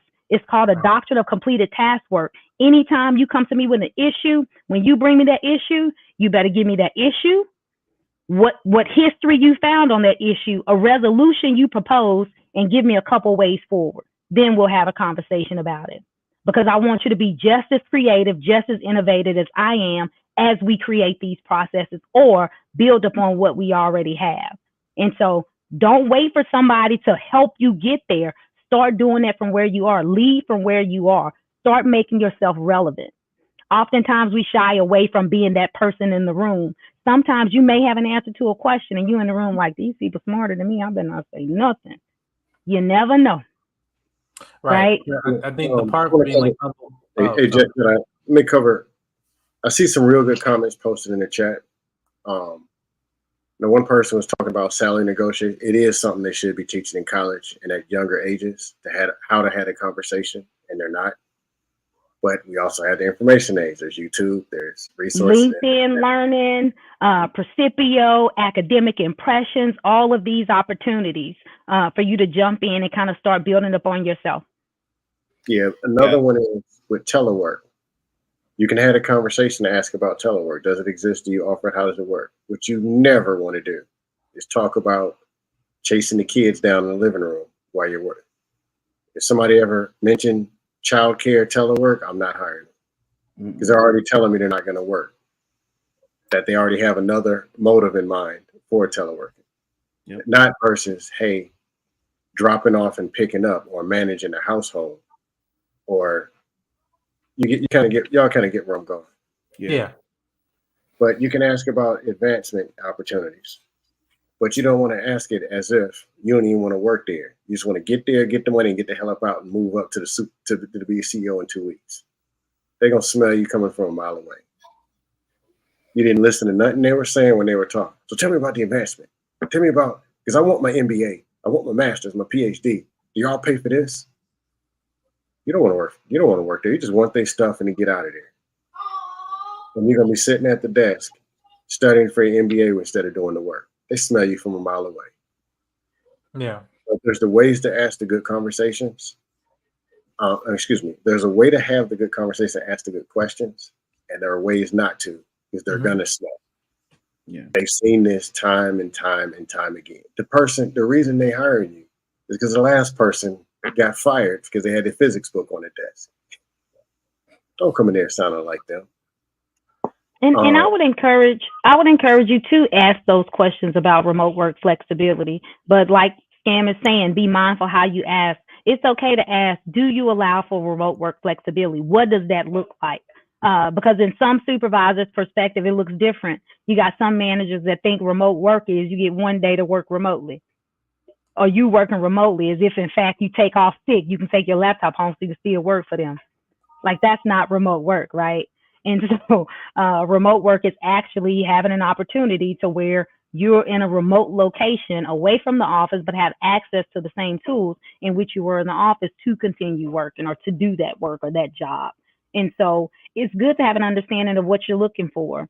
For the women, granted, it's good to ask those questions even if you have a family. Now, definitely don't drive the conversation based on family, because a lot of organizations understand that we are family-oriented people. A lot of organizations understand that a husband have a wife. And then granted, they favor the husband more oftentimes than not, because they know that husband is backed by a wife that's going to keep their kid. So for a husband to say, yeah, I'm just looking for a little flexibility, just want to be a part of the family, go to the games and so on and so forth. Oh, yeah, brother, no problem. Before a woman to go in there and approach the same conversation, say, I just look for a remote flexibility so I can be sure that if the kids need anything, I'm able to, oh, hell, here she go. I already want to take off. Wayne's probably be pregnant next week, you know. So managers, I encourage y'all, that's what you got. They just put in the law recently, pregnancy discrimination. So there is discrimination against pregnant people now that's out there. So be mindful. Please, please, please, managers, don't get to looking at people sideways when they ask you about remote work flexibility and they're asking you these things in regards to nurturing a family. Too many kids was born during COVID for managers to not be considerate of that. I seen that situation. I think it was on Shark Tank where one person was pitching her business and stuff, and that she basically had to sue a company because she just had her baby and she needed to pump milk. Right, and it was a female supervisor. Said, no, you can't come. Like, I have to pump my milk. Okay, well, you can pack your things and go. And she, that is illegal. She's about to get paid. Oh no, she did. She won. Yeah, she sued. And won. You can't do that. But I was just like, yeah, like I because I know just now things are kind of getting blurred now, especially people talking about like fraternity leave and everything like that. And great question, Pookie. I just want to say that. To be honest, I learned this luckily when I was a supervisor. And shout out to this man. My director, I worked for a chief of staff, and above that was the director, because I was a supervisor over admin. Most managers don't want to teach you managerial stuff because it puts them at risk. That's tragic. That's the old workforce. That's tragic. That's a tragic mentality to have. What he did was he educated his whole staff, had the EEO people come down once a quarter and teach his managers. Yes, could have used it on him, but the fact that he was educating us is more of a reason why we wouldn't use it on stuff on him. But it's more to protect ourselves. So we learned stuff like, I just say it kind of like a don't ask, don't tell when it comes to family. They don't need to know if you're married or not. They don't need to know if you have kids. They don't need to know if you're pregnant, wife pregnant. Tell me about yourself. Leave all of that out. You tell me about yourself. Direct to the job. After you get hired, after you show up and get your check, then maybe, but even still, it's about you and the job. Because unfortunately, people are people. If you're talking about having kids, in 2 years, I'm just saying if I were shady. Okay, he's already just got married, talking about having kids. You don't have to deal with the wife pregnant at home and some. Or if a woman's talking about having kids, maternity leave, first thing they say. Yep. There are some people who do this. That's also illegal. But they don't have a conversation, but they can just pick another candidate. But don't mention it because they don't need to know. But also managers or future managers, don't ask because you're held liable. I'll just leave it at that. Yeah, I was just going to say real quick, Scam, that's why it's important to understand who you're interviewing with. So if the panel is a bunch of white dudes over 55, chances are, the people that you end up working for are going to be similarly in that demographic, and they're not going to be in a position where they necessarily understand where you're trying to go to your kids' games, or you're trying to grow your family, where you're trying to get pregnant. So like it's, if it's a bunch of old white dudes, you're going to have to be very careful. Oh, the link is up if anybody wants to come up, though we're probably going to roll out in about 20. And let me also drop this. Understand this. Most of your hiring managers out there do not know human resource policies and procedures.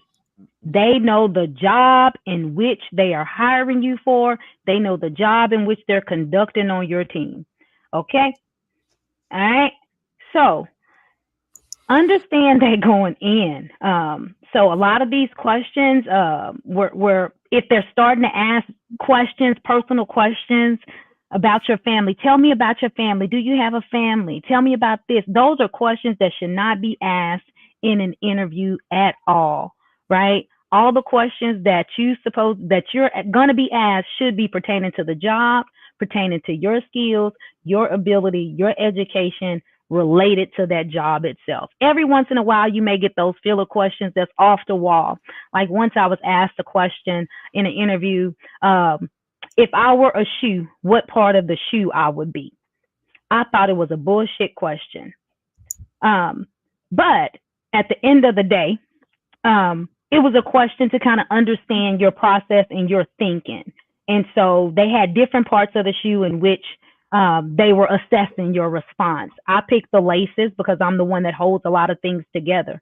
And so where you have the tongue that pretty much kind of not so much as gets in the way, but it just kind of hangs there. It provides some covering or whatever the case may be. You got the sole, that do the main support of the shoe, people walking all over it and they stand in. I'll be the sole because I want everybody just on my back. I just want to carry the team, I mean, I'm a shoelace.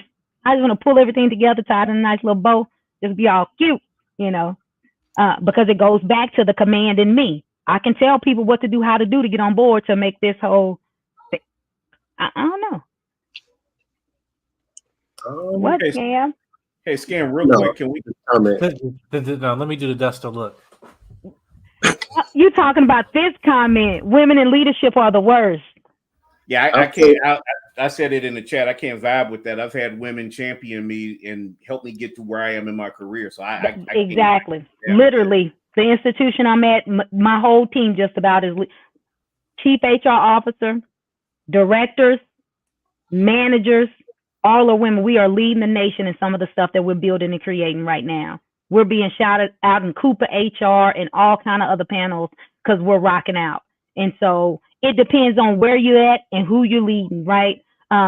General statements like that, when you try to put a generality on, oh, women are all this, men are all this, it's because of your small circle in which you speak from. You're used to running into people this type of way.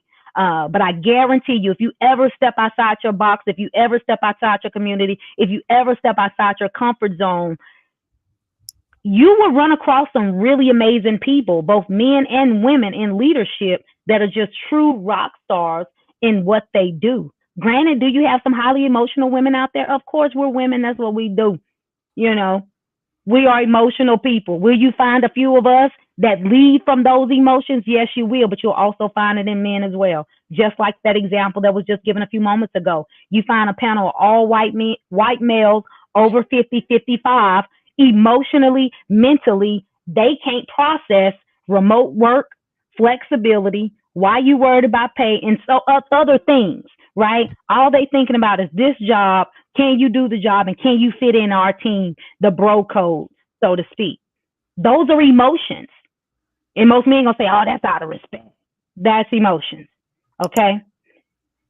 And guess what? They pick from their certain circles because of their emotions and how they feel about certain people, how they see certain people. And so those are feelings and emotions that those individuals are leading from as well. So some people are just great. Some people are not. Yeah, hit the like button. But I'll just be quick. Then I'm gonna go through a couple of other comments to see people putting in the chat. Then we'll get ready to do final thoughts and close out. I hate travel when they've been around smart managers. That's tough. Yeah, it's this was my own experience. All that mouth I had, man, these managers don't know this. These people here, the men's, the women's. I lost a job because a woman lied on me for something I never did back in 2005. Black woman. So I could be red pit out. Oh, the big black woman. A job that damn near changed my life in 2012 was a black woman. 3 or 4 more positions that were black women that pretty much that damn near changed my life career-wise. I've been greased by a couple of black women. Been greased more by white women. But everybody's an individual. It's just what it is. The black woman's God. Yeah, to this guy. To Travel One's comment, managers aren't as smart as people think. And there was another comment, I just don't remember who said it or put it earlier. I'm scrambling, trying to navigate. The thing about being a supervisor or a manager is this. One day, you're a regular person doing the regular admin job or whatever you do. The next day, you apply, you do your background, 4 weeks later, you're a manager. How you expect to know how to do these meetings, talk to CEOs, talk to customers, deal with people out of work, deal with admin stuff? EEO, they don't know, especially first-time supervisors. There's training for that. It's trial by fire. And the worst thing they want to hear, you're supposed to know. You're a supervisor. It's a title, but you've never done it before. And it comes with all these expectations. And when do people need stuff? Now, every time. I'm sick, sign this form now. They didn't teach you about how the whole sick process and what's legal, what's not, and all the you don't know. You got to figure it out and make a decision. Sometimes they get this in the hallway. Give grace to your supervisor, especially if they're new. This is true. The hiring manager must know stuff. I think it's about all the EEO and all that stuff. A lot of times they just don't. They were an IT guy for 18 years. They were stuck in a box, know everything, but they never worked the admin. They've been counting on somebody to do it.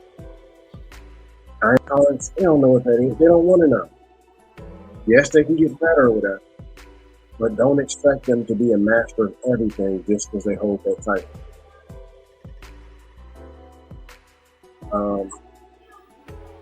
There was another comment, and I forgot what it was.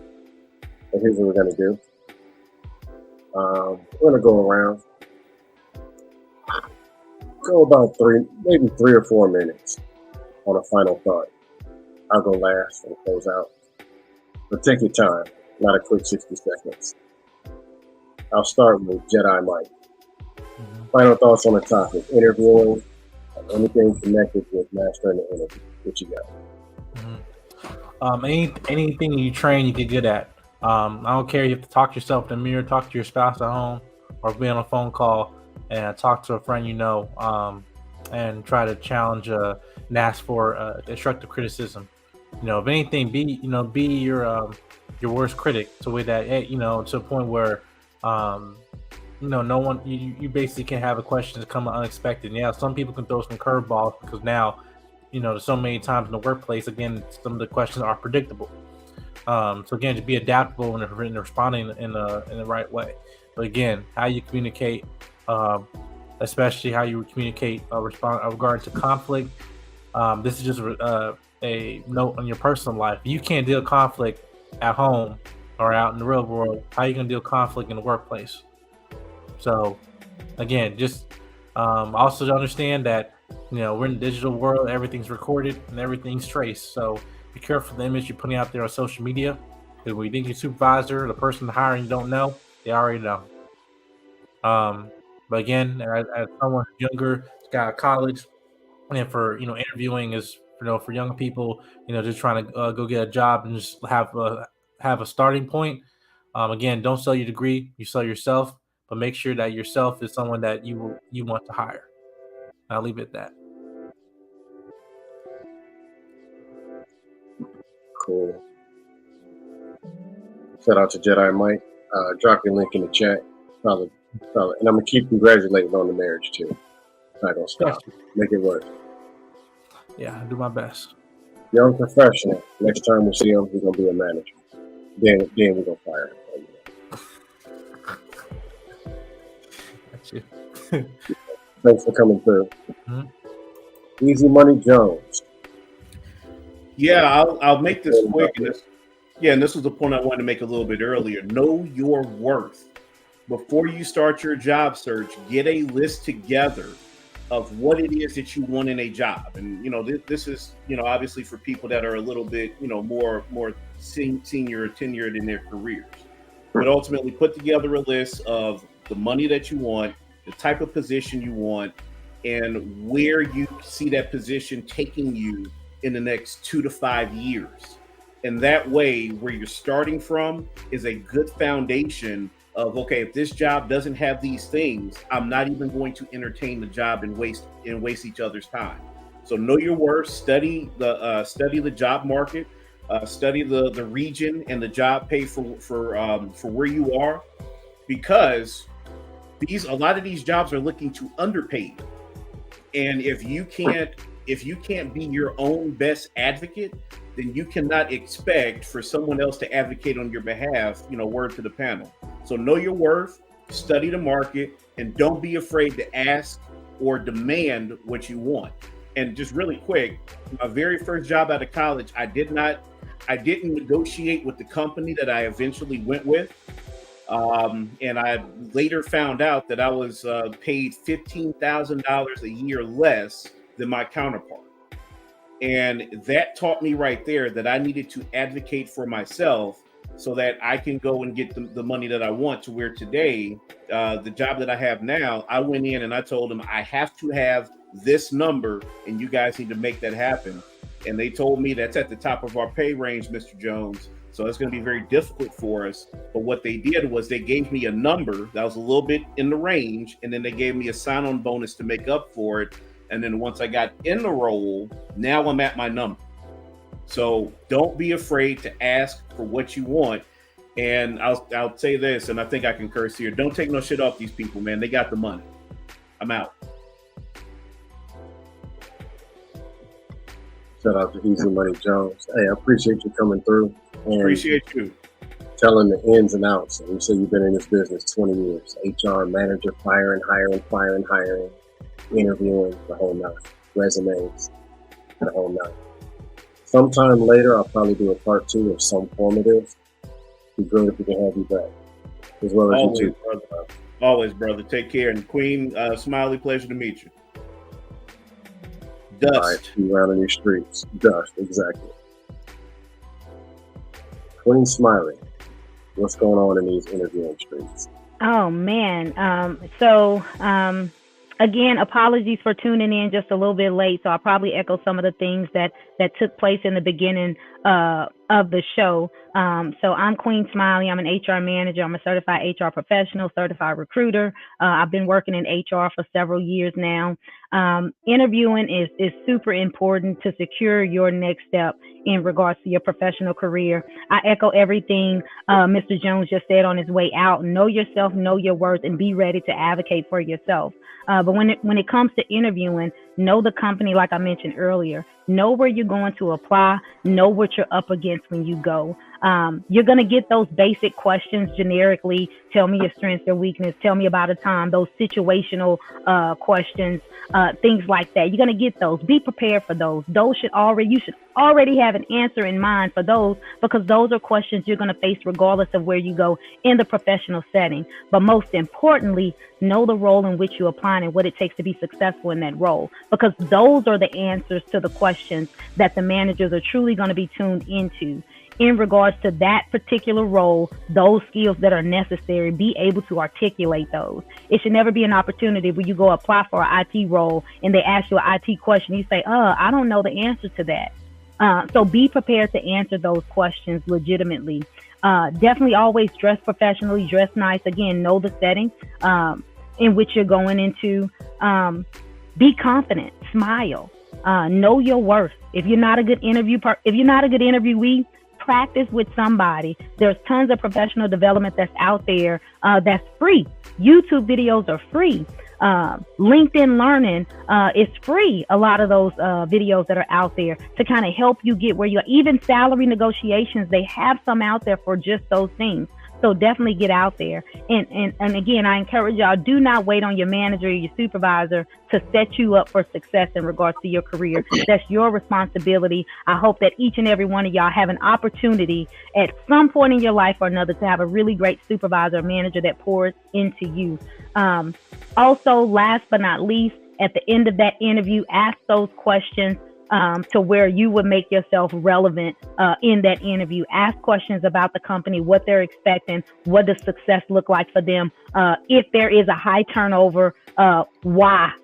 Help me understand why you got a vacancy. And then what do you see this role turning into in the future? So asking them about that career development that they may or may not have. So definitely always set yourself up for success.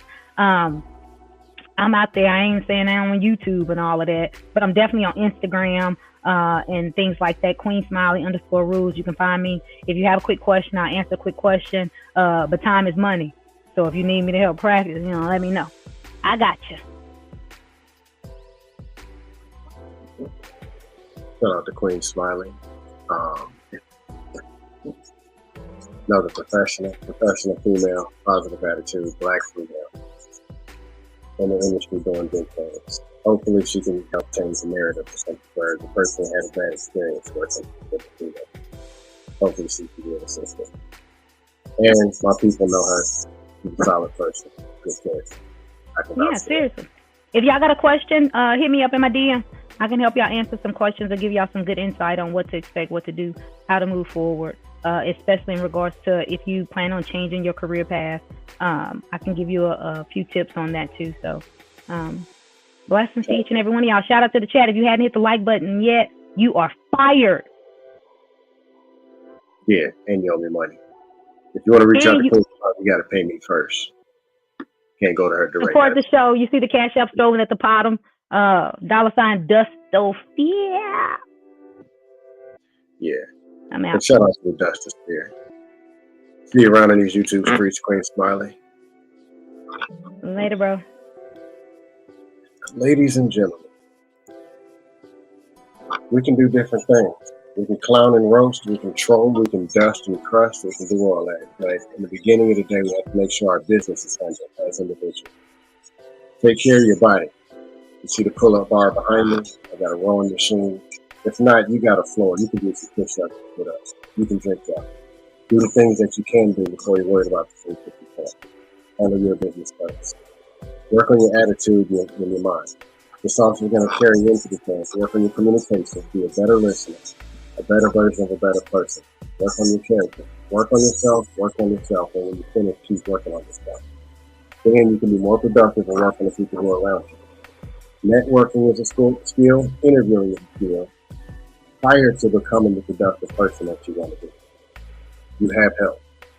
I just put together young African American professionals willing to share knowledge for free. Now, I'll take some money. I mean, that's what you do. I'll take it. But let's try to do some things to change the marriage. Now, you see me dusting about 3 in the morning. It ain't changed. Entertainment is entertainment. But today I decided to do something productive and give back and share some knowledge to the people. If you don't remember anything else that I said about anything, remember this. Them 3 questions, them same ones. Tell me, well, what are they? Tell me about your strengths and weaknesses. Tell me about a difficult time when you had to do some multitasking and had a deadline. And tell me about a time when you had to deal with a difficult customer, manager, or coworker. Master those 3 questions. Just practice them and master them. Work on your attitude. Smile and be positive for an hour throughout before the interview, from the time you pull up in the parking lot to the time that you leave and drive off the parking lot. Be as positive as you possibly can. Practice, practice, practice. Info to become a better interviewer is public. Networking, some other stuff. We might do a show on that, undecided. But work on this stuff and get your money right. It works. It's the same formula. People hire people. They usually don't just hire skills and all this other stuff, degrees. They want people. They want to work. They want to hire the person that they're willing to work with. Because sometimes they spend more time with the employee than they do with their own family. 40 hours a week, 50, 60 sometimes, dealing with you. Make sure you can present a person that they want to work with. And maybe they'll hire you. I mean, if I interview before you, you're done, bro. Because I'm a beast. But anyway, hit the like button, hit the subscribe button. Share this. Somebody that you know has got an interview this week, next month. Share this interview. Share this this show. About 30 minutes, Black Man Unfiltered is going to be going live. Not sure what the topic is. But shout out to Sir Hill. Shout out to all the trolls in the chat. Shout out to the Troll Illuminatis. Shout out to the first time guests. Shout out to my panelists. Shout out to everybody. But we can do positive things along with our dusting. That's the end of the show. And if anyone ever asks you, dust.